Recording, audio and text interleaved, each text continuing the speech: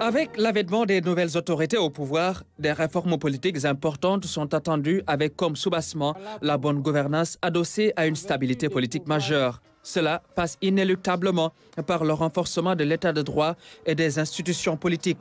Le triptyque Jub Jubal Jubanti est la meilleure illustration de ce dessin politique.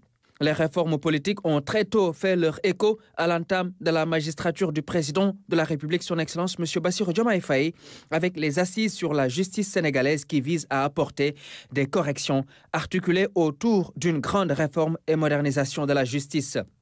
Une gouvernance transparente repose aussi sur une vision politique d'ensemble cohérente. Il y a lieu alors de rationaliser l'espace politique avec la pléthore de partis politiques qui existent et qui concourent au suffrage universel et qui peut être un frein à la démocratie, voire sa crédibilité. Aujourd'hui, la classe politique est unanime sur la nécessité de conserver le parrainage qui est un filtre sain pour les différentes joutes électorales. Il appartient désormais au président de la République et à son premier ministre d'en faire son appréciation dans la mise en œuvre du plan Sénégal 2050.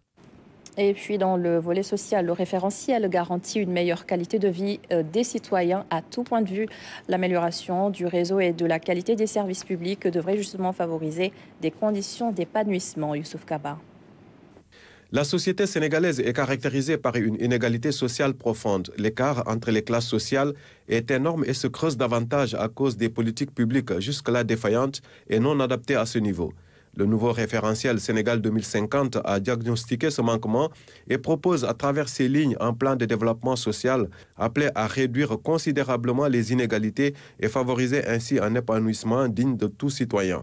Selon ces projections, le Sénégal parviendra à ce résultat en augmentant considérablement les revenus des travailleurs et entrepreneurs, et cela en milieu rural tout comme dans les villes du pays, en diversifiant les sources de revenus et la hausse de la productivité.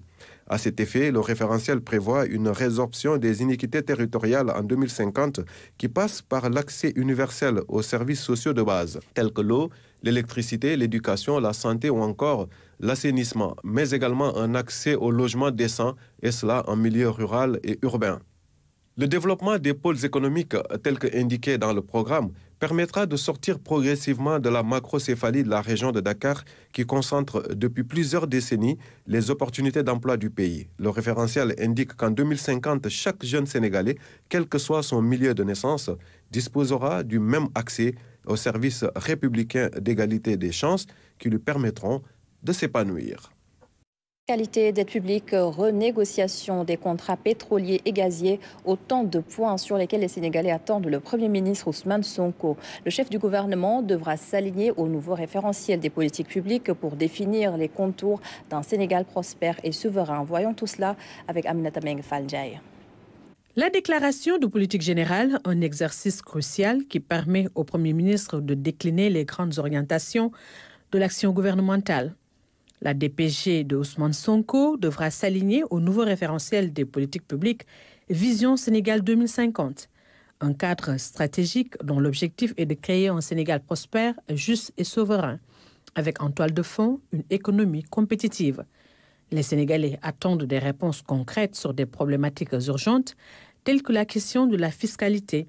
Elle occupe une place importante dans la gestion économique et financière du pays. Fiscaliste de formation, Ousmane Sonko devra proposer des mesures idoines pour accroître les recettes et financer les ambitieux projets du gouvernement, sans recourir aux emprunts. Justement, la dette publique qui ne cesse de grimper préoccupe les Sénégalais. Quelle stratégie pour réduire cette enveloppe déjà trop lourde? La DPG intervient dans un contexte marqué par l'entrée en production de pétrole du Sénégal sur le champ Sangomar, la renégociation des contrats pétroliers et gaziers et l'élaboration d'une stratégie adaptée sont attendues pour mieux capter les ressources issues de ces secteurs clés. Le Premier ministre Ousmane Sonko a donc rendez-vous avec l'histoire ce vendredi 27 décembre 2024, une journée pour convaincre mais également pour imprimer sa marque devant les représentants du peuple.